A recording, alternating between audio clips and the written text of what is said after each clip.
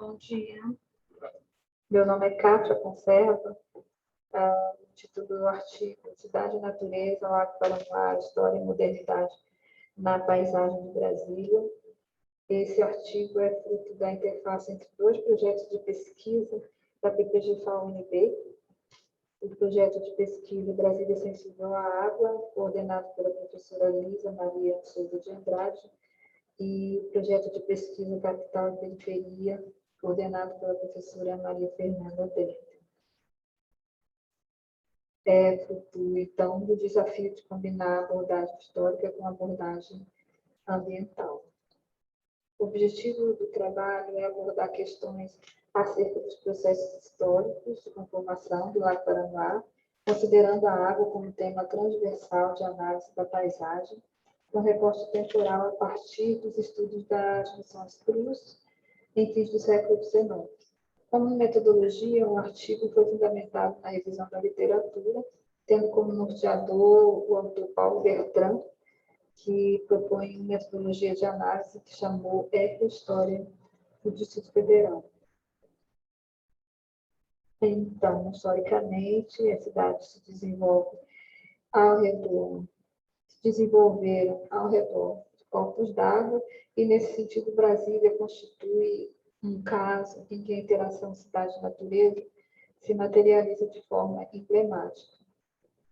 Desde as comissões para a localização do sítio da nova capital, e que a urbanização em Brasília tem ocorrido com ocupação de áreas ambientalmente sensíveis, com a urbanização em margens dos leitos d'água, causando mudanças intensas nas paisagens. Sobre as missões exploratórias de localização do sítio para a mudança da capital do país, vemos que a missão Cruz, então, já em 1892, definiu um território abundante em água e dividido em 3 bacias. A Bacia do Maranhão, a Bacia Platina e a Bacia de São Francisco. Foi um dos integrantes da missão Cruz, o botânico Glaciou, que destacou as condições favoráveis à criação de um lago no local que viria a ser o Lago Paranoá, hoje definido. Em 1943, a Carta de Atenas, com os paradigmas da arquitetura moderna, e o alerta para o crescimento urbano e a necessidade de proteção das condições naturais, o respeito à natureza. A Comissão de João Paulo Coelho, que em 1943 reitera a excelente qualidade das águas no sítio demarcado pela Missão Cruz, e já a proposta de um cinturão verde contornando o núcleo urbano.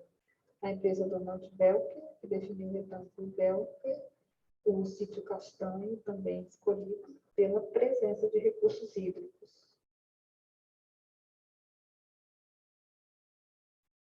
O edital do concurso para a escolha do projeto do plano piloto e a exigência da previsão da represa, o argumento de que a questão da água tem fundamental no desenho do Costa desde o seu primeiro momento, com respeito às curvas de nível, a topografia e o caminho das águas. Aqui um desenho do Lago Paranoá, elaborado no final da década de 50, bem antes da sua existência efetiva.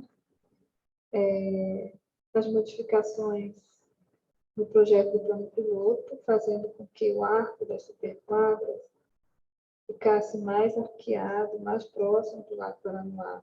Essa modificação ela teve motivações de ordem imobiliária, ou seja, ela tinha a intenção de proteger a ocupação da orla, impedir a ocupação indevida da orla, porém essa mudança trouxe consequências negativas para a drenagem para o Lago Paranoá, porque a cidade passou a ocupar um terreno mais inclinado.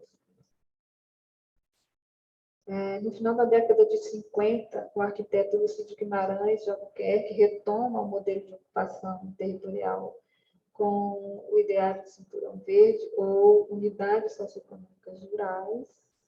Inclusive, a professora Maria Fernanda Bertel acabou de ganhar um prêmio de um artigo onde ela mostrou novas imagens encontradas na Hemeroteca do Rio de Janeiro sobre as USES, essas USES funcionariam como uma faixa sanitária não urbanizada ao redor do plano piloto, delimitada pela bacia do Lago Paranoá, que tem, então, os limites definidos por essa linha amarela, que seria a ADF-001, a EPCT, Estrada Parque Contorno, né, que seria um anel viário que faria essa delimitação da bacia do Paranoá, do Lago Paranoá. O Lago Paranoá tem início efetivo em 1959, com o fechamento da barragem e soterrando a Vila Mauri. Aqui, os efeitos da urbanização do comportamento hidrológico. Se eu tenho a vegetação nativa preservada, essa água da chuva ela vai infiltrar, ela vai recarregar os lençóis e vai chegar limpa ao Lago Paranoá. Se eu tenho uma urbanização que retira a vegetação e impermeabiliza o solo, essa água que iria infiltrar, ela vai escoar superficialmente e ela vai chegar ao Lago Paranoá com mais velocidade, mais vazão, carregado de detritos. Aqui eu vou ter, então, uma situação de erosões, assoreamentos e demais impactos na ambiência urbana. Com relação à paisagem, Brasília chegou a ser considerada, em muitos estudos, como concebida do zero, de uma tábula rasa e com deficiência de água. Por outro lado, vemos estudos como as comissões estudadas, em que vemos citações de uma riqueza de relevo, topografia, hidrografia, no local escolhido, né, para a mudança da capital. Os estudos de Paula Bertrand mostram a tridimensionalidade da região. O plano piloto de Lúcio Costa dentro de um cordão de chapadas que se fecham sobre o Lago Paranoá, formando uma calota esférica, uma total tridimensionalidade da paisagem. Aqui é uma imagem da bacia do Paranoá, já uma imagem de 2021. Essa linha amarela seria a DF-001. E aqui a gente já vê a ocupação, que a princípio foi fora da bacia, mas também acabou acontecendo dentro da bacia do Lago Paranoá. E a DF-001 como uma tentativa de planejamento da mancha urbana, e ela tinha esse discurso de proteger ecologicamente a cidade e o Lago Paranoá. Em 1987, Brasília foi reconhecida pela Unesco como Patrimônio Cultural da Humanidade, e o Cinturão Verde do PPCUB já aparece com o ideário da formação de um entorno no conjunto urbanístico tombado, buscando garantir a ambiência, visibilidade, moldura verde da paisagem, conforme vinha sendo estudado desde as primeiras comissões da escolha do local para a mudança da capital. Aqui, no caso, dentro da bacia, né? Aqueles usos seriam fora da bacia. Mas seria o mesmo ideário de uma moldura verde da paisagem e da formação de um entorno verde. Esse ideário desse entorno verde volta, então, a aparecer em vários planos, como aqui no PPCUB, como no PEDOT e em outros, visivelmente retomando, reforçando o ideário de uma faixa sanitária, mas também como uma tentativa de garantir a ambiência urbana e a proteção da natureza.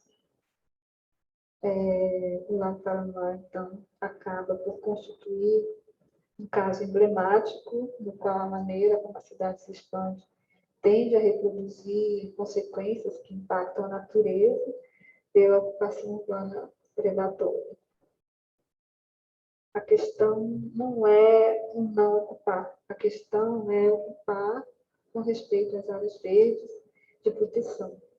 Embora a crítica do ideário de higienista na qual o Cinturão Verde funcionaria como uma faixa sanitária para segregar o plano piloto das cidades satélites, a preservação desse entorno verde significaria, por outro lado, um fator relevante para a preservação da paisagem da cidade, garantindo a ambiência, a visibilidade do horizonte e a produção das águas para o Lago Paranoá.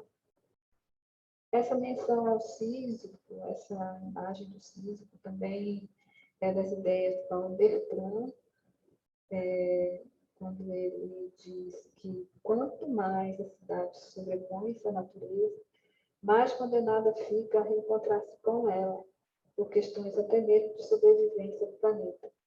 Dessa dicotomia gera-se um novo Sísifo do terceiro milênio, o homem não natural que buscará sofregamente a natureza.